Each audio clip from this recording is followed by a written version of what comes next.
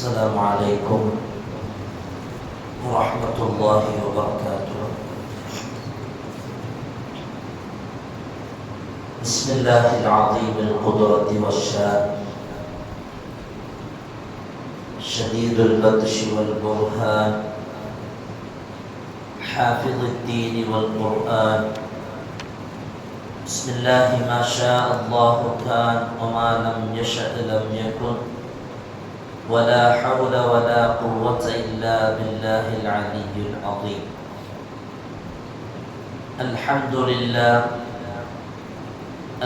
لله رب العالمين، والعاقبة للمتقين، والصلاة والسلام على أشرف المرسلين وعلى آله وصحبه أجمعين، أما بعد. فقد قال الله تعالى في القرآن العظيم والفرقان المجيد: أعوذ بالله من الشيطان الرجيم، بسم الله الرحمن الرحيم.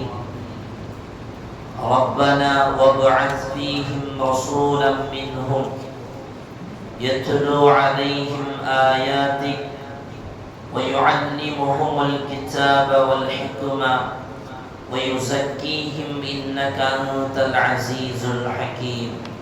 صدق الله العلي العظيم.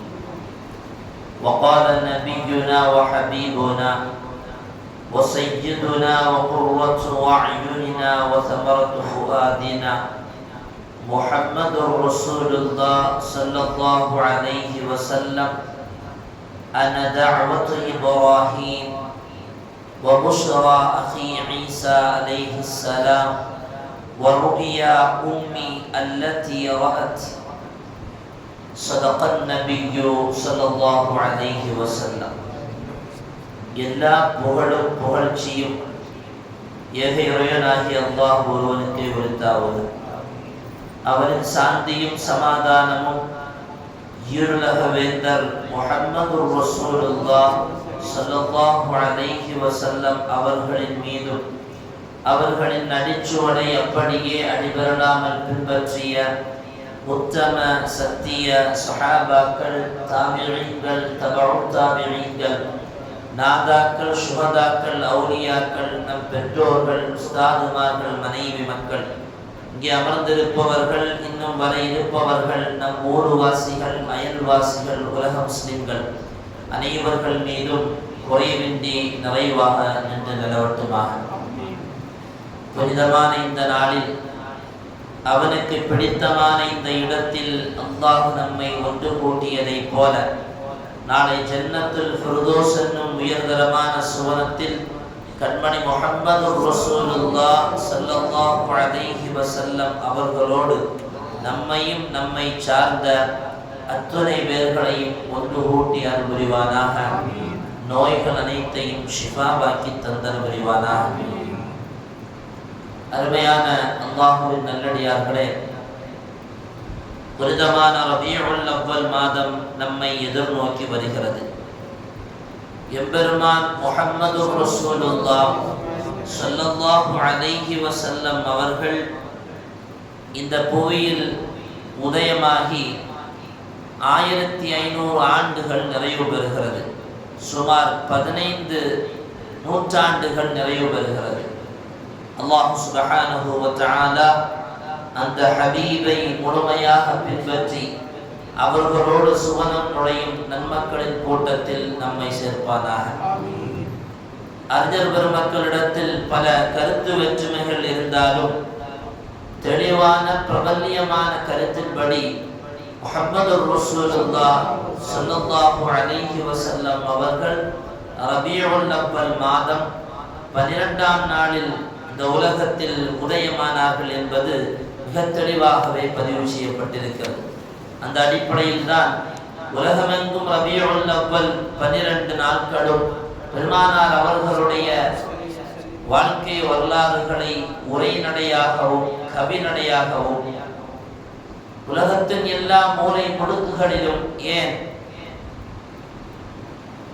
பைத்துல் முகத்தஸை சுற்றிய பகுதிகளில் அபாயகரமான இந்த சூழலில் கூட நாயகத்தின் இந்த வரலாறுகள் நிகழ்ந்த, அவர்களுடைய பிறப்பு நிகழ்ந்த இந்த மாதத்தை கொண்டாடப்படுவதை நாம் மிக தெளிவாகவே அறிந்திருக்கிறோம், பார்த்தும் இருக்கிறோம். அருமையான சகோதரர்களே, இந்த மாதத்தில் பெருமானார் ஸல்லல்லாஹு அலைஹி வஸல்லம் அவர்களின் புகழையும் வாழ்க்கை வரலாறுகளையும் கொஞ்சம் அதிகமாக நாம் நினைவூட்ட வேண்டும். பெருமானார் ஸல்லல்லாஹு அலைஹி வஸல்லம் அவர்களுடைய வருகை என்பது ஒரு பெரிய புரட்சியாக இந்த உலகத்திற்கு அமைந்தது. ஸல்லல்லாஹு அலைஹி வஸல்லம் அவர்கள் வருவதற்கு முன்னாலேயே நாயகம் இந்த உலகத்தில் பேசப்பட்டிருக்கிறார்கள், வானுலகில் பேசப்பட்டிருக்கிறார்கள். குர்ஆன், ஹதீஸ் அதற்கு மிகப்பெரிய சான்றாகவே நமக்கு முன்னால் அல்லாஹ் வழங்கியிருக்கிறார். அல்லதீன யத்தபிஊன الرسول النبي الأمي அல்லதீன யத்தபிஊன الرسول النبي الأمي. குர்ஆன் சொல்லுகிறது, சிலர்கள் உம்மியான, எழுதி படிக்காத, எழுத படிக்க தெரியாத அல்ல, எழுதி படிக்காத நபியை ரசூலாக பின்பற்றினார்களே, அல்லதீன யஜிதூனஹு, அந்த மக்கள் அவர்களை பெற்றுக் கொண்டார்கள். மக்தூபன் இன்தஹும் ஃபித் தௌராத் வல் இன்ஜீல், குர்ஆனுக்கு முன்னால் இறக்கப்பட்ட இன்ஜீல், தௌராத் என்கிற வேதத்திலேயே அவரை பற்றி எழுதப்பட்டிருப்பதை அவர்கள் பெற்றுக் கொண்டார்கள் என்று குர்ஆன் மிக தெளிவாக பெருமானார் ஸல்லல்லாஹு அலைஹி வஸல்லம் அவர்களுடைய வருகையை குறித்து நமக்கு சொல்லித் தருகிறது.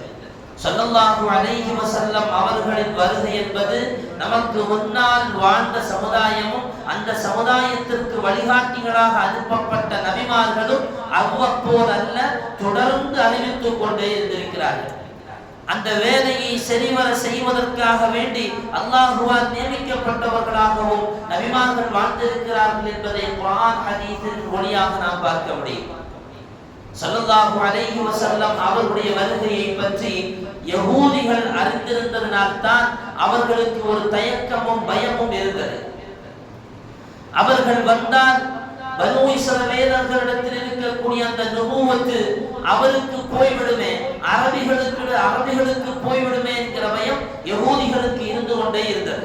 எனவே தான் இன்று வரையிலையும் அதை ஒத்துக்கொள்ள முடியாமல், அதை தாங்கிக் கொள்ள முடியாத யஹூதிகள் முஸ்லிம் சமுதாயத்தை எதிர்த்து கொண்டே, தாக்கிக் கொண்டே, தகர்த்து கொண்டே வருகிறார்கள். வரலாற்றில் இந்த ஹதீஸினுடைய, இந்த ஆயத்தினுடைய விரிவுரையில் எழுதுவார்கள் இமாம் பெருமக்கள், அபூ ஸஹ்ரில் உகைலி ரலியல்லாஹு அன்ஹு அவர்கள் சொல்கிறார்கள், ஒரு கிராமவாசி, அந்த கிராமவாசி பெருமானார் ஸல்லல்லாஹு அலைஹி வஸல்லம் அவர்களுடைய காலத்திலேயே மதீனாவிற்கு சென்று தன்னுடைய அதிகமாக பால் சுரக்கக்கூடிய ஒட்டகத்தை விற்பதற்காக வேண்டி நான் புறப்பட்டு சென்றிருந்தேன். அவர் சொல்லுகிறார், அப்படி நான் புறப்பட்டு போன போது அந்த பால் அதிகமாக சுரக்கிற அந்த ஒட்டகத்தை சந்தையில் விற்றதற்கு பின்னால் இங்கேதானே நபி வாழுகிறார்கள், அவர்களை சந்திக்கலாம் என்கிற நோக்கத்தில் நான் அந்த சந்தையிலிருந்து கிளம்பி வெளியில் வருகிற பொழுது ஹஜ்ரத் அபூ பக்கர் உமர் ரலியல்லாஹு அன்ஹுமா இரண்டு பேர்களுக்கு இடையில் நபி அவர்கள் கடந்து வருவதை நான் பார்த்தேன். அவர்களை பார்த்தவுடன் அவர்களுக்கு பின்னாலேயே நான் நடந்து போனேன். ஸல்லல்லாஹு அலைஹி வஸல்லம் அவர்கள் மற்ற இருவர்கள் மூவரும் சேர்ந்து ஒரு யஹூதியனுடைய வீட்டுக்கு செல்கிறார்கள். அங்கே நலக்குறைவால் படுக்கையில் இருக்கக்கூடிய அந்த யஹூதியனுடைய மகனை பார்ப்பதற்காக வேண்டி உள்ளே நுழைகிறார்கள். உள்ளே போன போது அந்த யஹூதி தௌராத்தை, இன்ஜீலை விரித்து வைத்துக் கொண்டு, தௌராத்தை விரித்து வைத்துக் கொண்டு படித்துக் கொண்டிருப்பதை நாயகம் பார்த்துவிட்டு கேட்டார்கள், ஹல் தஜிது ஃபீ கிதாபிக ஹாதா சிஃபத்தி வ மஹ்ரஜி, நீ படிக்கிற இந்த வேதத்தில் என்னை பற்றி, என்னுடைய வருகையை பற்றி, என்னுடைய தன்மையை, சிறப்பை பற்றி இதில் நீ படித்திருக்கிறாயா, இதில் சொல்லப்பட்டிருக்கிறதா என்று நாயகம் அந்த யஹூதியை பார்த்து கேட்பார்கள். அந்த யஹூதி சொல்லுவான், லாலா, ஒருபோதும் இதில் சொல்லப்படவில்லை, ஒருபோதும் உங்களை பற்றி இதில் சொல்லப்படவில்லை. உடனே பக்கத்தில் படுக்கையில் இருந்த மகன் பேச ஆரம்பித்தான்.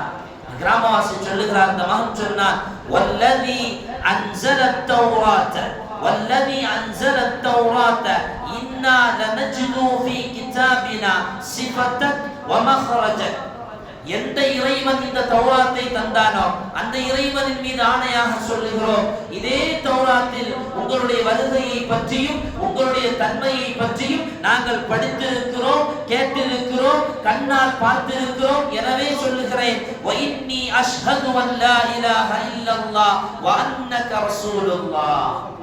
சிறுவன் சொன்னார், நபியே, அல்லாஹ் மட்டும் தான் வணங்கப்படுவதற்கு தகுதியானவர், அவனை தவிர வேறு இறைவன் இல்லை. வஅஷ்ஹது அன்னக ரசூலுல்லாஹ், தாங்களே அல்லாஹ்வுடைய ரசூல் என்று நான் சாட்சி சொல்கிறேன் என்றார். அந்த சிறுவன் அவனுடைய ரூஹ் பிடிக்கப்படுகிறது.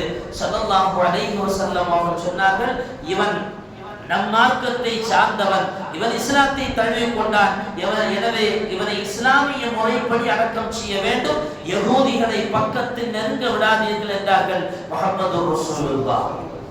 இந்த சிறுவன் நாயகத்தினுடைய கரத்தாலே தவம் செய்யப்பட்டான் என்று அந்த வரலாற்றுடைய கடைசி வரியிலே எழுதுவார்.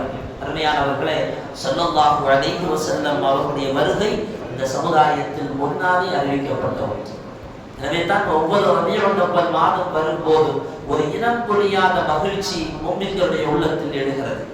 பெருமானார் அவர்களுடைய வருகை மட்டுமல்லவே, ஸல்லல்லாஹு அலைஹி வஸல்லம் அவர்களின் தன்மையையும் தௌராத் போன்ற முன் வேதங்களில் அல்லாஹ் பதிவு செய்திருக்கிறான் என்பதை சஹாபா பெருமக்களுடைய வாய்வழியாக நமக்கு சொல்லித் தரப்படுகிறது.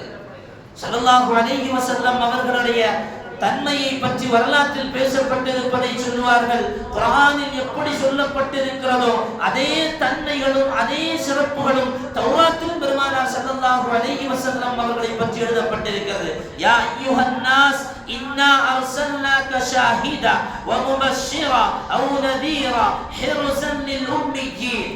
குர்ஆன் நம்மை பார்த்து சொல்லுகிற வார்த்தை, மனிதர்களே, இன்னா அர்சல்னாக, உங்களுக்கு நாம் அனுப்பியிருக்கிறோம்.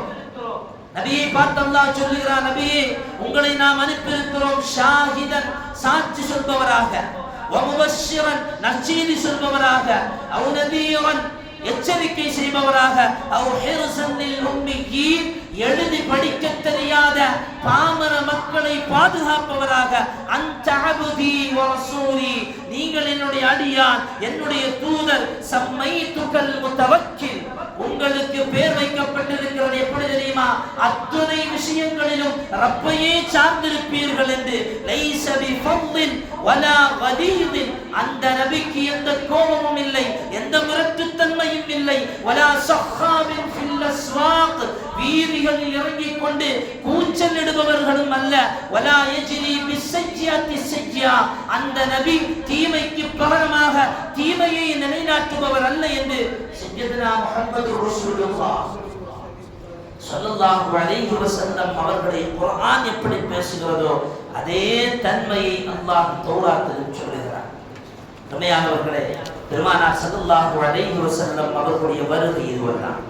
நாயகத்தினுடைய வருகை ஏதோ நேற்று முந்தநாத்தோ அல்லது ஒரு 1500 ஆண்டுகளுக்கு முன்னால் குர்ஆனில் எழுதி வைக்கப்பட்ட செய்தி அல்ல. ஸல்லல்லாஹு அலைஹி வஸல்லம் அவர்களுடைய வருகை நபிமார்கள் குர்ஆன் சொல்லித் தருகிற செய்தி. அன்றைக்கு வாழ்ந்திருந்த யகூதிகள் அதற்கு சாட்சியாக நிற்கிறார்கள். பெருமானார் ஸல்லல்லாஹு அலைஹி வஸல்லம் அவங்க வர்றதுக்கு முன்னாலேயே நாயகத்தை ஈமான் கொண்ட சீமான்கள் உலகத்தில் வாழ்ந்திருந்தார்கள். ஸல்லல்லாஹு அலைஹி வஸல்லம் வருகைக்கு முன்னாலேயே ரசூலை பற்றி அறிந்து வைத்திருந்தவர்கள் நாயகத்தை ஈமான் கொண்டிருந்தார்கள். வரலாற்றில் துப்பா என்று ஒரு மன்னர், மிக முக்கியமான ஒரு மன்னர் இவர். இவர்தான் ஸல்லல்லாஹு அலைஹி வஸல்லம் அவர்கள் மக்காவிலிருந்து மதீனாவிற்கு போனபோது அபூ அய்யூப் அல் அன்சாரி ரலியல்லாஹு அன்ஹு அவருடைய வீட்டில் போய் தங்கினார்களே, அந்த வீட்டை பெருமானார் அவர்களுடைய வருகைக்கு முன்னாலேயே பல 100 ஆண்டுகளுக்கு முன்னால் பெருமானார் அவர்களின் பெயரில் எழுதி வைத்த ஒரு மன்னர் தான் துப்பா மன்னர். அது அபூ அய்யூப் அல் அன்சாரி ரலியல்லாஹு வீடு அல்ல, ஸல்லல்லாஹு அலைஹி வஸல்லம் அவர்களுக்கே சொந்தமான வீடு. துப்பா மன்னர் யமன் தேசத்தை சார்ந்தவர், அரபு குலத்தை சார்ந்தவர். அங்கிருந்து புறப்பட்டு ஊராக போகலாம் என்று பவனி வருகிற பொழுதுதான் மக்காவிற்கு வருகிறார். மக்காவில் கொஞ்ச நாள் தங்குகிறார். மக்காவில் அவருக்கு ஏற்பட்ட அனுபவத்தின் மூலமாக அவர் இஸ்லாத்தை தழுவுகிறார். இஸ்லாத்தை தழுவி அந்த துப்பா மன்னர் நேராக மதீனாவிற்கு வருகிறார். மதீனாவுக்கு வரும்போது அவரோடு மந்திரிமார்கள் ஏராளமான பேர்கள், 1,00,000க்கும் எட்டுகிற ஏராளமான ஆலிம் பெருமக்களை தன்னோடு இணைத்துக் கொண்டுதான் அவர் பயணத்தை துவங்கினார். இந்த ஆலிம்களும் அந்த துப்பா மன்னரோடு மதீனா நகரத்தில் வந்து தங்குகிறார். மதீனாவை விட்டு கிளம்புகிற பொழுது அந்த ஆலிம்கள் சொன்னார்களாம், அதில் ஒரு 400 பேர்கள் நாங்கள் இங்கேயே தங்குகிறோம் என்பதால். என்ன காரணம்? அந்த நபர்கள் சொன்னார்கள், இங்கே பின்னால் முஹம்மத் ஒரு நபி வருவார், அல்லாஹ்வுடைய நபி ஒருவர் இங்கே வருவார், அவர் மூலமாக இந்த சமுதாயம் நேர்வழி பெறும் என்றெல்லாம் ஸல்லல்லாஹு அலைஹி வஸல்லம் அவர்களை பற்றி துப்பா மன்னருக்கு செய்தி சொல்கிறார். துப்பா மன்னர் சொன்னாரு, நான் உங்களுக்கு இங்கே வீடு கட்டி தரேன் சொல்லி 400 பேர்களுக்கு வீடு கட்டி கொடுக்கிறார். 400 பேர்களுக்கு வீடு கட்டி கொடுத்தது மட்டுமல்ல, அவர்களுக்கு திருமணம் முடித்து வைக்கிறார். அங்கே வாழுகிறார்கள். துப்பா மன்னர் சொன்னார், நான் அந்த நபி வந்ததற்கு பின்னால் இந்த மதீனா நகரத்தை விட்டு நான் கிளம்புகிறேன். துப்பா மன்னர் மதீனாவில் தங்கினார். ஏறக்குறைய 1 ஆண்டு காலம் மதீனாவிலேயே வசித்தார். ஸல்லல்லாஹு அலைஹி வஸல்லம் அவர்களுடைய வருகையை பெற்றுக் கொள்ளாத துப்பா மன்னர் சொன்னார், நான் புறப்படுகிறேன், ஆனால் ஒரு கடிதத்தை தந்துவிட்டு புறப்படுகிறேன் என்று சொல்லி ஒரு கடிதத்தை எழுதுகிறார். கத்தப கிதாப வ கத்தப ஃபீஹி அன்னஹு ஆமன பின் நபியி ஸல்லல்லாஹு அலைஹி வஸல்லம். அல்லாஹ்வுடைய ரசூலை கொண்டவர் ஈமான் கொண்டார், அல்லாஹ்வை ஈமான் கொண்டிருக்கிறார், அல்லாஹ்வுக்கு இணை இல்லை, துணை இல்லை, அவன் தனித்தவன் என்கிற ஏக கொள்கையை, ஏக இறைவனை ஏற்றுக்கொண்டதாக அவர் எழுதி வைத்ததற்கு பின்னால் தங்கத்தால் முத்திரை பதித்த ஒரு பேப்பரை, ஒரு காகிதத்தை அந்த ஆலிம்களிடத்தில் கொடுத்ததற்கு பின்னால் துப்பா மன்னர் அங்கிருந்து புறப்பட்டவர் வரலாறு சொல்லும். அவர் இந்தியாவை நோக்கி பயணித்து வருகிறார். இந்தியாவில் மரணமாகி அடக்கமாகிறார். அருமையான சகோதரர்களே, துப்பா மன்னர் எழுதிய கடிதம், பல 100 ஆண்டுகளுக்கு முன்னால் எழுதிய ஒரு கடிதம். அல்லாஹ்வுடைய ரசூலை பின்னால் வருகிற நபியை ஈமான் கொள்கிறேன் என்று அவர் கையால் எழுதிய அந்த காகிதம் என் ஹபீபினுடைய கரத்தில் கொடுக்கப்படுகிறது. எப்போது தெரியுமா? மதீனா நகரத்து மண்ணில் என் ஹபீபினுடைய பொற்பாதம் பதிக்கப்பட்டு எந்த துப்பா மன்னர் கொடுத்த வீட்டில் நாயகம் தங்க துவங்குகிறார்களோ அப்போது நாயகத்தினுடைய கரத்தில் கொடுக்கப்பட்டது. பல 100 ஆண்டுகளுக்கு முன்னால் உங்களை ஈமான் கொண்ட ஒருவருடைய கடிதம் என்றால் என் ஹபீபு இன்றல்ல நேற்றல்லவே, பல 100 அல்ல, இந்த உலகம் தோன்ற பெறுகிற பொழுது ஸல்லல்லாஹு அலைஹி வஸல்லம் அவர்கள் இந்த மண்ணில் பேசப்பட்டவர்கள். பெருமானார் ஸல்லல்லாஹு அலைஹி வஸல்லம் அவர்களை பற்றி ஒரு ஹதீஸில் பார்க்க முடியும். நாயகம் சொல்கிறார்கள், ஆதம் நபி அலைஹிஸ்ஸலாம் அவர்கள் மண்ணில் களிமண்ணாக அவர்கள் இருக்கிற பொழுது நான் இறுதி நபி என்று அல்லாஹ்வுடைய ஏட்டில் பதிவு செய்யப்பட்டவர் என்றார்கள். முஹம்மதுர் ரசூலுல்லாஹ் வலா ஃபக்ர, அதில் எனக்கு எந்த பெருமையும் இல்லை என்றார்கள். சய்யிதுனா முஹம்மதுர் ரசூலுல்லாஹ் ஸல்லல்லாஹு அலைஹி வஸல்லம் அவர்கள் சய்யிதுனா இப்ராஹிம் நபியினுடைய பெருமானார் அவர்கள் தஅவத் செய்கிற பெருமானார் ஸல்லல்லாஹு அலைஹி வஸல்லம் அவர்கள் துப்பா மன்னர் மட்டுமல்ல, நாயகமே சொல்லுகிறார்கள், நான் என் இப்ராஹிம், என் தந்தை இப்ராஹிம் நபியினுடைய துஆ என்றார். நாயகமே சொல்கிறார்கள் தன்னுடைய அறிவிப்பை பற்றி. குர்ஆனும் ஹதீஸும், குர்ஆனும் முன்னோர்களும் யஹூதிகளும் எல்லாம் பெருமானாருடைய வரலாறை சொன்னபோது நாயகம் சொல்லுகிறார்கள், நான் என்னுடைய அபி, என்னுடைய தந்தை இப்ராஹிமுடைய துஆ என்றார். ரப்பனா வபஅத் ஃபீஹிம் ரசூலா. சையதுனா இப்ராஹிம் நபி காபாவை கட்டி முடித்ததற்கு பின்னால் அல்லாஹ்வை பார்த்து கேட்ட துஆ, யா அல்லாஹ் ரப்பனா வபஅத் ஃபீஹிம் ரசூலா, இதே சமுதாயத்தில் இவர்களில் நின்றுமே ஒரு ரசூலை நீ அனுப்ப வேண்டும். அவர் உன்னுடைய வேதங்களையும் ஞானத்தையும் இந்த மக்களுக்கு கற்றுக் கொடுப்பார், ஓதி கொடுப்பார். அவர்களை அவர் பரிசுத்தமும் படுத்துவார். அப்படி ஒரு நபியை, ஒரு இறை தூதரை நீ அனுப்ப வேண்டும் என்று இப்ராஹிம் நபி அவர்கள் கேட்ட துஆவை வைத்து நாயகம் சொன்னார்கள், அன தஅவத்து அபி இப்ராஹிம், நான் என்னுடைய தந்தை இப்ராஹிம் அவருடைய பிரார்த்தனை என்றார். முடியவில்லை, தொடர்ந்து சொன்னார்கள், வ பிஷாரத்து அஹி ஈசா, என்னுடைய சகோதரர் ஈசாவுடைய பஷாரத் நற்செய்தியும் நான் என்றார்கள். முஹம்மது ரசூலுல்லாஹ் ஸல்லல்லாஹு அலைஹி வஸல்லம் அவர்களை பற்றி ஈசா நபி சொல்லும்போது, உங்களுக்கு நபியாக நான் அனுப்பப்பட்டிருக்கிறேன், நீங்கள் என்னை உண்மைப்படுத்த வேண்டும், மட்டுமல்ல முபஷ்ஷிரன், உங்களுக்கு பின்னால் வருகிற ஒரு நபியை கொண்டு நற்செய்தி சொல்பவராகவும் நான் அனுப்பப்பட்டிருக்கிறேன். இஸ்முஹு அஹ்மத், அவருடைய பெயர் அஹ்மத் என்றார்கள் ஈசா நபி அலைஹிஸ்ஸலாம் ஸல்லல்லாஹு அலைஹி வஸல்லம். தொடர்ந்து பேசப்பட்டு கொண்டே வந்தார்கள். இந்த பூமி துவங்கிய காலம் முதலே என் ஹபீபு பேசப்பட்டார்கள். ஒருயா உம்மி நாயகம் சொன்னார்கள், நான் என்னுடைய உம்மா கண்ட கனவு என்றார். ஸல்லல்லாஹு அலைஹி வஸல்லம் அவர்கள் பிறந்து இந்த அவனியில் வருகிற பொழுது அவருடைய தாயார் ஆமினா ரலியல்லாஹு அன்ஹா சொல்கிறார்கள், நான் பிறந்த நேரத்தில் ஒரு ஒளி வீசியது, அந்த ஒளியினால் ஷாம் தேசமெல்லாம் ஒளிர்ந்தது என்றார். அல்லாஹ்து பிஹி குசூர் ஷாம், ஷாமுடைய கோட்டைகள் எல்லாம் ஒளிர்ந்தது. இந்த செய்தி யார் பார்த்துவிட்டு சொல்லுகிறார்? அவருடைய தாயார் ஆமினா ரலியல்லாஹு அன்ஹா அவர்கள் பார்த்துவிட்டு சொல்கிறார். பெருமானார் ஸல்லல்லாஹு அலைஹி வஸல்லம் அவருடைய வருகை, நாயகத்தினுடைய வருகை ஒரு பக்கம் சிறப்பாக பேசப்பட்டிருந்தாலும் பெருமானார் ஸல்லல்லாஹு அலைஹி வஸல்லம் அவர்களுடைய வருகை யஹூதிகளுக்கு கொண்டும் அவ்வளவு பொருத்தமாகவும் அவர் ஏற்றுக்கொள்ளலை. பொறாமை அவங்களுக்கு இருந்துகிட்டே தான் இருந்தது. நிறைய நேரங்களில் ஸல்லல்லாஹு அலைஹி வஸல்லம் அவர்களை பற்றி அதிகமாக பேசக்கூடிய குணமும் யஹூதிகளுக்கு இருந்தது. ஹஸான் இப்னு சாபித் ரலியல்லாஹு அன்ஹு என்கிற சஹாபி சொல்றாங்க, எனக்கு ஒரு 7-8 வயசு இருக்கும். மதீனால அன்னைக்கு இருந்த மதீனாவில் திடீர்னு ஒரு யஹூதி மலைக்கு மேல ஏறி நின்னான். ஏறி நின்றுகிட்டு ஓம் ஒப்பாரி வைக்கிறான், யா மாஷரல் யஹூத், யா மாஷரல் யஹூத், யஹூதிகளே கூட்டமாக வாருங்கள், யஹூதிகளே என்று அந்த மதீனாவுடைய ஒரு மலையில் ஏறி நின்று சத்தத்தை எழுப்புறான். வந்தவங்களாம் கேட்டாங்க, ஒயிலக்கு மாலக், உனக்கு என்னப்பா ஆச்சு, உனக்கு என்ன ஆச்சுன்னு கேட்டாங்க. இவன் சொன்னானா, தலஅன் லைலத்து நஜ்மு அஹ்மத் அல்லதி உலித பிஹி, இந்த இரவு அந்த அஹ்மத் என்கிற நட்சத்திரம் உதித்து விட்டது. இந்த இரவு மக்காவில் அஹ்மத் என்கிற நட்சத்திரம் உதித்து விட்டது. எல்லா யஹூதிகளும் ஆடி போனார்.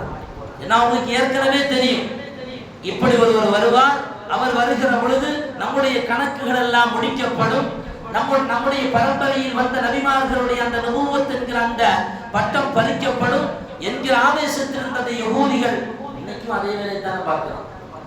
கடைசியில் எப்படியாவது ஜெயிக்கணும், முஸ்லிம்களை அழிக்கணும் என்பதற்காக வேண்டி என்னவெல்லாமோ திட்டங்களை யஹூதிகள் தீட்டுகிறானே, அன்னைக்கும் அதே திட்டங்களை தீட்டினார். வரலாற்றில் பார்க்க முடியும், மக்கமா நகரத்தில் ஒரு வியாபாரி யஹூதி வியாபாரி திடீர்னு மக்கள் எல்லாம் குறைஷிகள் எல்லாம் கூடி உட்கார்ந்து இருக்கிற சபைக்கு வந்து ஒரு செய்தியை சொல்றான், இன்னைக்கு உங்கள ஒரு குழந்தை பிறந்திருக்க, ஒரு ஆண் குழந்தை பிறந்திருக்க வேண்டும். எங்கேயாவது இந்த மக்காவுடைய பகுதியில் ஆண் குழந்தை பிறந்திருக்கா, கொஞ்சம் பார்த்துட்டு வாங்கன்னு சொல்லும் போது மக்கள்லாம் சொல்றாங்க, நான் எங்களுக்கு தெரியல, அப்படி எதுவும் செய்தி வரல, இல்லை நீங்க போய் தேடி பார்த்துட்டு வாருங்க போது அந்த மக்கள் எல்லாம் குறைஷிகள் இருந்த இடத்தை விட்டும் கலைந்து ஒவ்வொரு வீடுகளாக தங்களுடைய வீட்டுக்கு செல்கிறார்கள். அப்போதான் செய்தி சொல்லப்படுகிறது, அப்துல்லாவுக்கு ஒரு குழந்தை பிறந்திருக்கு, ஆண் மகன் பிறந்திருக்கிறார். உடனே நேரா வந்து இந்த யஹூதிட்ட தகவல் சொல்றான். இந்த வியாபாரி யஹூதிட்ட வந்து சொன்னோன்னு இவன் சொல்றான், இது ஹபு, என்ன நீங்க அழைச்சிட்டு போங்க, நான் அவரை பார்க்கணும். இந்த யஹூதியை அழைத்து செல்லப்படுகிறது. ஸல்லல்லாஹு அலைஹி வஸல்லம் அவர்கள் அவருடைய தாயாருடைய கரத்தில் இருக்கிறார்கள். கொண்டு போய் காட்டும் போது பெருமானார் அவருடைய முதுகு பகுதியில் இருக்கக்கூடிய அந்த துணியை விளக்கிட்டு பார்க்கிறான். அவன் பார்த்ததுதான் உண்டு, அப்படியே மயக்கம் போட்டு விழுந்துட்டான். ஸல்லல்லாஹு அலைஹி வஸல்லம் அவருடைய நுபுவத்தை பார்த்தவுடன் அங்கேயே மயங்கி விழுந்தான். ஃபலம்மா அஃபாக, மயங்கி விழுந்தவன் மயக்கம் தெளிந்து எழுகிறான். மக்கள் எல்லாம் கேட்டார்களா, ஒயிலக்கு மாலக், உனக்கு என்னப்பா ஆச்சு, எதனால மயங்கி விழுந்த?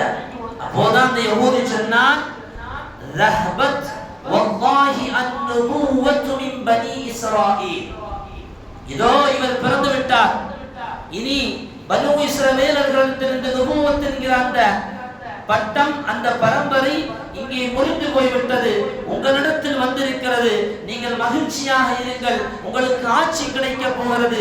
யஹ்ருஜு ஹபருஹா மினல் மஷ்ரிக் வல் மக்ரிப், உங்களுக்கு ஆட்சி கிடைக்க போகிற இந்த செய்தி உலகமெங்கும் பரவும் என்பதாக அந்த யஹூதி சொல்லுகிறார். முஹம்மது ரசூலுல்லாஹ் ஸல்லல்லாஹு அலைஹி வஸல்லம் அவர்களுடைய பிறப்பை பற்றி யஹூதிகள் பேசி ஸல்லல்லாஹு அலைஹி வஸல்லம் அவருடைய வருகையை நாம் எதிர்பார்த்தோமோ இல்லையோ, ஆனால் யஹூதிகள் எல்லாம் எதிர்பார்த்திருந்தார்கள் என்பது இந்த வரலாற்றை படிக்கிற போது தெரிகிறது. ஆனால் ஸல்லல்லாஹு அலைஹி வஸல்லம் அவர்களை ஏற்றுக்கொள்ற தன்மை அவங்களுக்கு இல்லை, பொறாமையில் தான் இருந்தாங்க. பெருமானார் அவர்களை ஒருபோதும் ஏற்றுக்கொள்ற தன்மையில இல்லை. மதீனாவில் ஒரு சஹாபி, ஒரு தாபியை சொல்றாங்க, சலமத்து பின் வப்பஷ் என்கிற தாபியை சொல்கிறார்கள், மதீனாவில் என் வீட்டு பக்கத்து வீட்டில் ஒரு யஹூதி இருந்தான். எப்பவுமே வீட்டுக்கு வெளியில வந்து மஹ்ஷரை பத்தியும் மன்னரையை பத்தியும் எல்லாம் நரக சுவனத்தை பற்றி எல்லாம் பயங்கரமா பேசுவான். சொல்லிட்டு சொல்லுவான், மக்காவுடைய திசையை பார்த்து கை நீட்டி சொல்லுவானா, இந்த பக்கம் பின்னால ஒரு நபி வருவாரு அப்படிங்கிற செய்தியும் சொல்லுவான். இந்த தகவலை எல்லாம் சொல்லுவான். அப்ப நாங்க கேட்போம், அதுக்கு என்ன அத்தாரிட்டி, அதுக்கான ஆதாரம் என்ன, அதுக்கான அடையாளங்களையும் சொல்லுவான். ஒரு கட்டத்துல ஸல்லல்லாஹு அலைஹி வஸல்லம் மதீனால பிறந்துட்டாங்கங்கிற தகவல் வருது. இப்ப நாங்க என்ன செஞ்சோம், பிறந்த உடனே இந்த யஹூதி வெளியில் வருகிறான், நாங்கள் எல்லாம் கூடி நிற்கிறோம். ரசூலுல்லாஹ் பிறந்து விட்டார்கள் என்கிற தகவல், நீங்கள் சொன்ன நபி வந்து விட்டார் தகவல் வருதே என்று சொன்ன போது நாங்கள் ஈமான் கொண்டோம். ஆனா அவன் ஈமான் கொண்டல. பொறாமை உள்ளத்தில் இருந்த அந்த குரோத தன்மை, அவன் ரசூலை ஏற்றுக்கொள்ளவில்லை.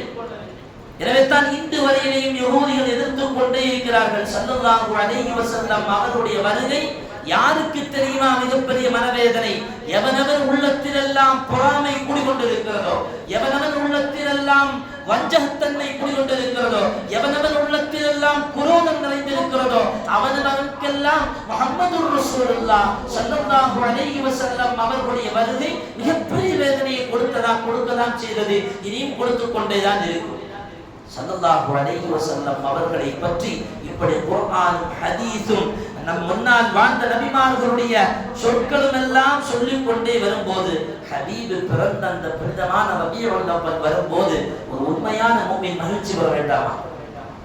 ஸல்லல்லாஹு அலைஹி வஸல்லம் அவருடைய புகழை விளங்கி வைத்ததனால்தான் அன்றைக்கு பாடினார்கள். ஹஸ்ஸான் இப்னு சாபித் ரலியல்லாஹு அன்ஹு அவர்கள் நாயகத்தினுடைய முகத்தை பார்த்து சொன்னார்கள், வ அஹ்ஸனு மின்க லம் தரகத்து ஐனி, நபியே என்னுடைய கண் இதுவரையிலேயும் இப்படி ஒரு அழகை பார்த்ததில்லை. வாஜ்மலு மின்க லம் தலிதின் நிசாஉ, இது போன்ற ஒரு அழகான குழந்தையை எந்த தாயும் ஈன்றதில்லை. குல்குத முபர்ரஅன் மின் குல்லி ஐபின், நபியே நாயகமே எந்த குறையும் இல்லாமல் நிறையாக படைக்கப்பட்டவர்கள். எது போல தெரியுமா?